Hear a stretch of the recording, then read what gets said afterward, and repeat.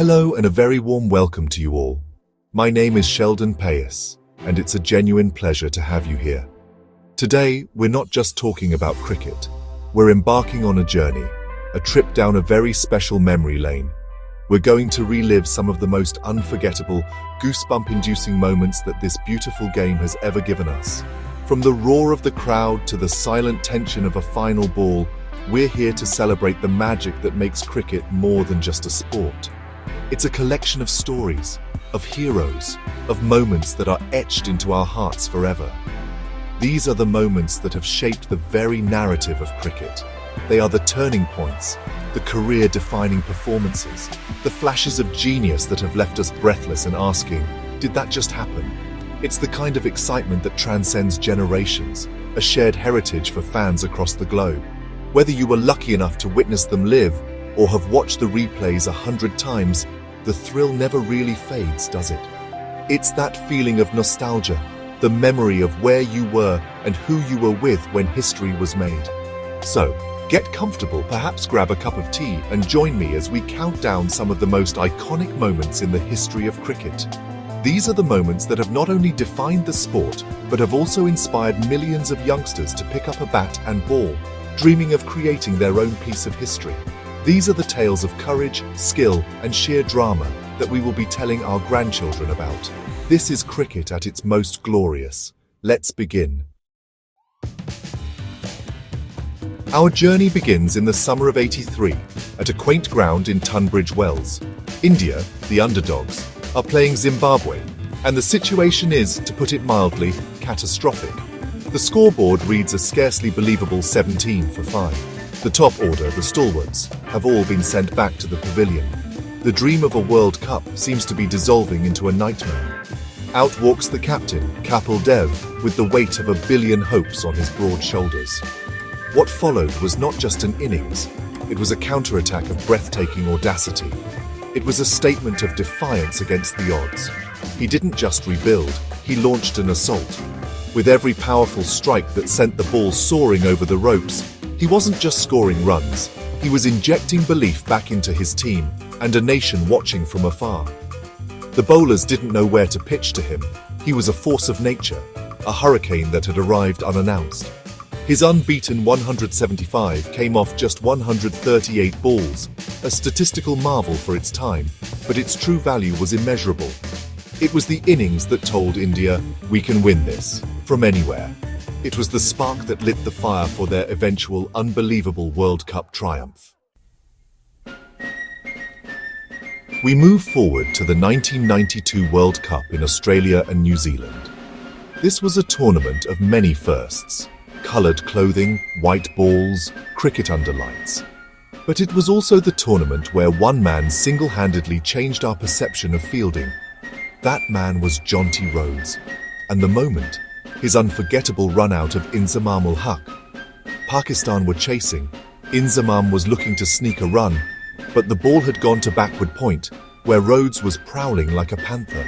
There seemed to be a moment of hesitation from the batsman. For Rhodes, that was an invitation. He swooped in on the ball, gathered it, and instead of throwing, he just kept running. With explosive acceleration, he sprinted towards the stumps. Inzamam, caught in no man's land, turned back, but it was too late. Rhodes launched himself, horizontal to the ground, a human missile, and shattered all 3 stumps. It was a moment of pure, unadulterated athleticism that had never been seen on a cricket field. He wasn't just a fielder, he was an acrobat, a guardian of the runs. That single act of brilliance elevated fielding from a necessity to an art form, inspiring a whole generation to dive, to leap, and to save every single run. For years, the double century in a one-day international was like the 4-minute mile, a mythical barrier that many got close to but no one could break. Greats like Saeed Anwar and Charles Coventry had come agonizingly close, reaching 194. It seemed destined to remain an unconquered peak. Then, on a hot afternoon in Gwalior in 2010, against a quality South African attack, one man decided to rewrite history. Sachin Ramesh Tendulkar, a player who already had almost every record to his name, set his sights on the impossible. He wasn't just playing shots, He was conducting a symphony.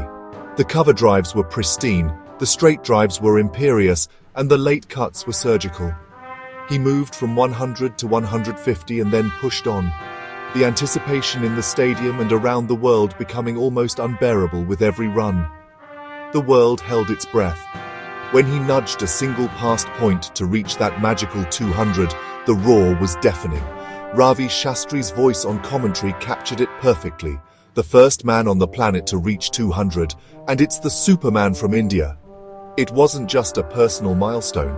It was a moment that broke a psychological barrier for all batsmen, proving that the impossible was indeed possible. The Ashes, 2019. England are battered, bruised and bowled out for a humiliating 67 in their first innings. Australia have set them a mammoth target of 359. Victory seems not just improbable, but honestly, laughably out of reach. The series looks all but over. England begin to crumble, and soon they are 9 wickets down with 73 runs still needed. Enter Jack Leach, the number 11 batsman. His job? Survive. The man at the other end? Ben Stokes. His job? To do the impossible. What unfolded next was, well, one of the greatest, most nerve-shredding innings in the history of Test cricket.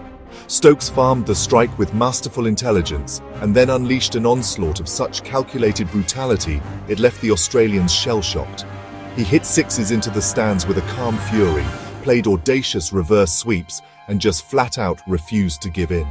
The tension was suffocating. A dropped catch, a fumbled run-out, a reversed LBW decision. The drama was absolutely off the charts. When Stokes hit the winning runs, he let out a primal roar, a release of pure emotion. It was a testament to one man's incredible skill, resilience, and an unbreakable will to win against all conceivable odds. Honestly, it was a miracle. The Wankhede Stadium, Mumbai. April 2nd, 2011. The final of the ICC Cricket World Cup. A nation of over 1 billion people is holding its collective breath. India is chasing 275 to win, a target never before successfully chased in a World Cup final.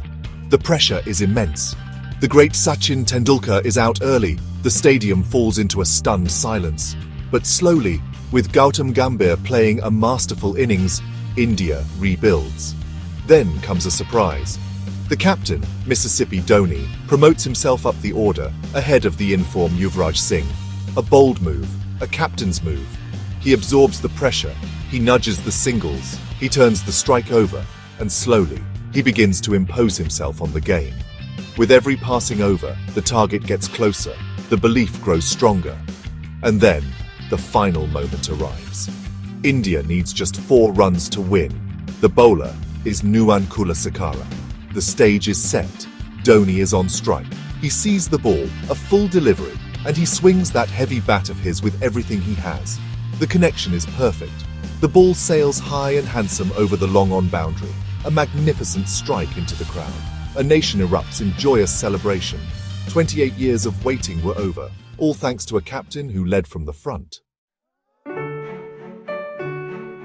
In Test cricket, a triple century is the Mount Everest for a batsman. To climb it once is a mark of greatness. To reclaim the world record you once held is the stuff of legends. In 2004, at the Antigua Recreation Ground, Brian Charles Lara did just that.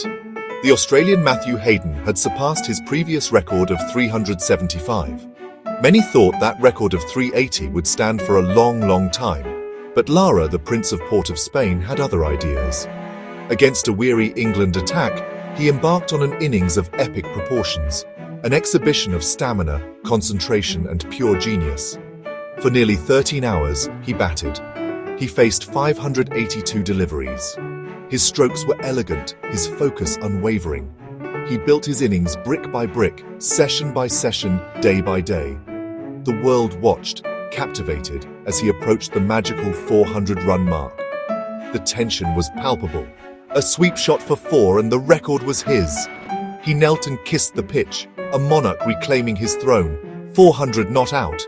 It remains the highest individual score in Test match history, a monumental feat of endurance and skill that embodies the spirit of the longest format of the game. a record that may well stand forever. Old Trafford, Manchester, 1993. A young blonde leg spinner named Shane Warne is about to bowl his very first ball in an Ashes series in England. The batsman is Mike Gatting, a fine, experienced player of spin. There's a sense of anticipation, but no one, absolutely no one, could have predicted what was about to happen. Warne ambles in, gives the ball a tremendous rip, and pitches it well outside the leg stump. Gatting, seeing the line, pushes his front pad forward to play a defensive shot, assuming the ball will turn a little or perhaps go straight on. It's a standard, textbook response. But this was no standard delivery. This was a delivery touched by magic. The ball drifted, it dipped, and then it gripped the surface of the pitch. It turned, and it turned, and it turned some more. It spun viciously past Gatting's outstretched leg, past his bat, and clipped the very top of his off stump. For a moment, there was confusion. Gatting stood there, bewildered, looking back at the pitch and then at the umpire, as if to ask what had just transpired. The umpire raised his finger. It was a moment of pure, unadulterated shock and awe. In one single delivery, Shane Warne had announced his genius to the world. And there you have it. From the defiance of Kapil Dev to the magic of Shane Warne, what a privilege it has been to revisit these moments that define the very soul of cricket. Each one is a story in itself, a tale of human endeavour, skill, and high drama. These moments are the reason we fall in love with this game, the reason we stay glued to our seats, because we know that at any given time we could be about to witness history. They remind us that in cricket, as in life, the impossible can happen. But of course, this is just my list. The beauty of cricket is that it has given us countless memories, and each one is personal. Perhaps your favourite moment is Javed Miandad's last ball 6, or Anil Kumble's perfect 10, or maybe something from a T20 league that had you jumping out of your seat. The list is endless, and that's what makes these conversations so wonderful. I would genuinely love to hear from you. What are the cricket moments that have stayed with you? Please share your stories and your favourite memories in the comments section below. Thank you so much for joining me on this nostalgic journey today. It's been an absolute pleasure sharing these moments with you. If you enjoyed this trip down memory lane and want more content celebrating the greatest stories in sports, please do consider hitting that subscribe button and turning on notifications. It really helps the channel grow, and it ensures you won't miss what's coming next. Until then, take care, and keep loving this beautiful game.